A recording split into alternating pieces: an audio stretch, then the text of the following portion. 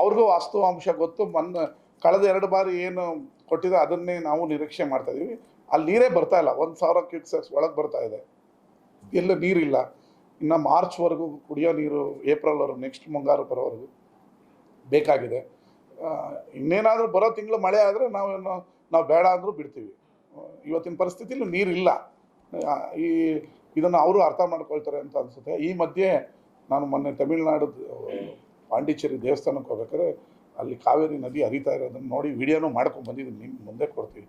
ಸಮುದ್ರಕ್ಕೆ ನೀರು ಹೋಗ್ತಾ ಇದೆ.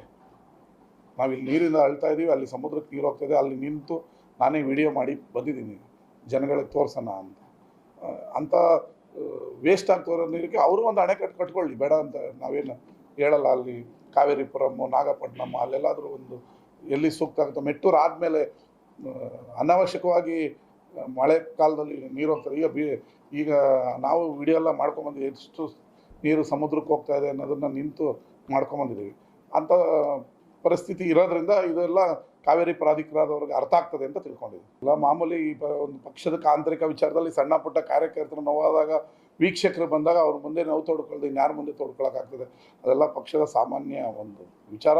ಈಗ ಇಡೀ ದೇಶದಲ್ಲೇ ಜಿಲ್ಲಾಧ್ಯಕ್ಷನ ಪಾರದರ್ಶಕವಾಗಿ ಆಯ್ಕೆ ಮಾಡಬೇಕು ಅಂತೇಳಿ ಪ್ರತಿ ಜಿಲ್ಲೆಗೂ ವೀಕ್ಷಕರನ್ನ ನಮ್ಮ ರಾಜ್ಯದಲ್ಲಿ ಹಾಕಿದ್ರೆ ಅವ್ರು ಬಂದು ಪ್ರತಿ ತಾಲೂಕಿಗೂ ಹೋಗಿ ಕೇಳ್ತಾ ಇದ್ದಾರೆ. ಆ ಸಂದರ್ಭದಲ್ಲಿ ಏನೋ ಒಂದು ಸಣ್ಣ ಪುಟ್ಟ ನೋವಾಗಿರೋ ಕಾರ್ಯಕರ್ತರು ಮಾಡೋದು ಹೌದು, ಅದೇನು ದೊಡ್ಡ ವಿಚಾರ ಅಲ್ಲ.